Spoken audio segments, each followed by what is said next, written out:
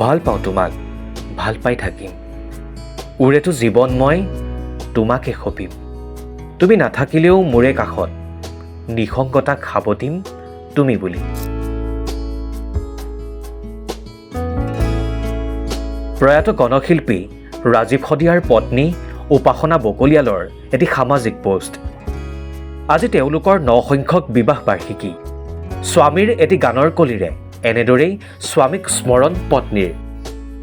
হয়তো 13 জানুৱাৰীৰ দিনটোৰ বিষয়ে দৰ্শকক বিশ্লেষণ কৰাৰ প্ৰয়োজন নাই। এফালে মাঘৰ বিহুৰ উৰুকাৰ প্ৰস্তুতি আৰু আনফালে খবৰটো আহিছিল গণশিল্পী ৰাজীৱ শদিয়া আৰু নাই। তেওঁ নথকা আজি 15 দিনেই হ'ল।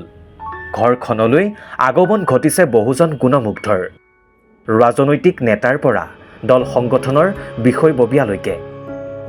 14 তাৰিখৰ দিনটোত সদ্যপ্ৰয়াত গণশিল্পী ৰাজীৱ শদিয়াৰ পৰিয়াললৈ অসম চৰকাৰৰ মুখ্যমন্ত্ৰী ডক্টৰ হিমন্ত বিশ্ব শৰ্মাৰ 5 লাখ টকাৰ এককালীন সাহায্য প্ৰদান।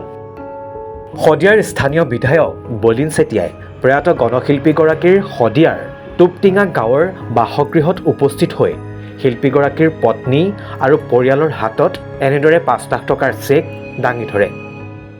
এই আদ্যচাদৰখন বৃহত্তৰ শদিয়াৰ ৰাজীৱ শদিয়াৰ বাবে যাতে আমি গোটেইখিনি ভালকৈ কাম কৰি যাতে আদ্যচাদৰখন আমি সফলভাৱে যাতে আমি কৰিব পাৰোঁ তাৰ বাবে মই সকলোকে অনুৰোধ জনাইছোঁ। আৰু যিহেতু তেখেতে একমাত্ৰ উপাৰ্জনকাৰী আছিলে, এতিয়া তেখেতৰ সহধৰ্মিনী সংস্থাপনৰ কথা কিবা ভাবিছে নেকি চৰকাৰে?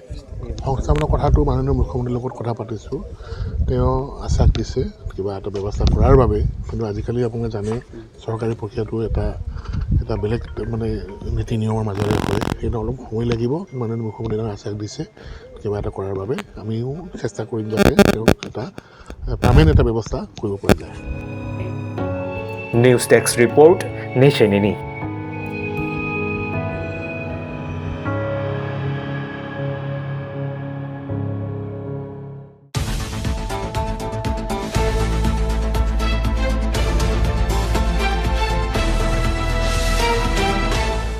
ভাল পাওঁ তোমাক, ভাল পাই থাকিম।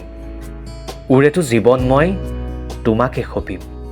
তুমি নাথাকিলেও মোৰে কাষত নিসংগতাক সাৱটিম তুমি বুলি। প্ৰয়াত গণশিল্পী ৰাজীৱ শদিয়াৰ পত্নী উপাসনা বকলিয়ালৰ এটি সামাজিক পোষ্ট। আজি তেওঁলোকৰ 9 সংখ্যক বিবাহ বাৰ্ষিকী। স্বামীৰ এটি গানৰ কলিৰে এনেদৰেই স্বামীক স্মৰণ পত্নীৰ। হয়তো 13 জানুৱাৰীৰ দিনটোৰ বিষয়ে দৰ্শকক বিশ্লেষণ কৰাৰ প্ৰয়োজন নাই। এফালে মাঘৰ বিহুৰ উৰুকাৰ প্ৰস্তুতি আৰু আনফালে খবৰটো আহিছিল গণশিল্পী ৰাজীৱ শদিয়া আৰু নাই। তেওঁ নথকা আজি 15 দিনেই হ'ল। ঘৰখনলৈ আগমন ঘটিছে বহুজন গুণমুগ্ধৰ, ৰাজনৈতিক নেতাৰ পৰা দল সংগঠনৰ বিষয়ববীয়ালৈকে।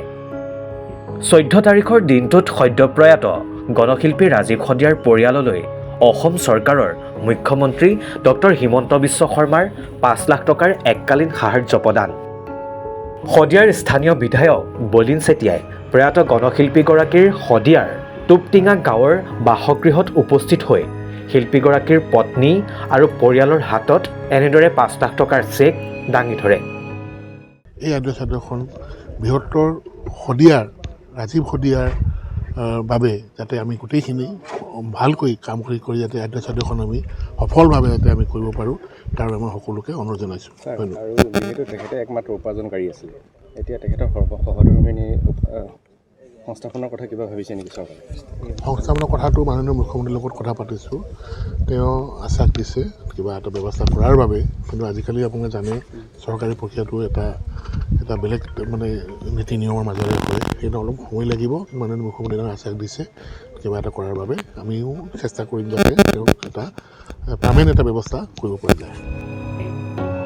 News desk report নেশ্যনেনি।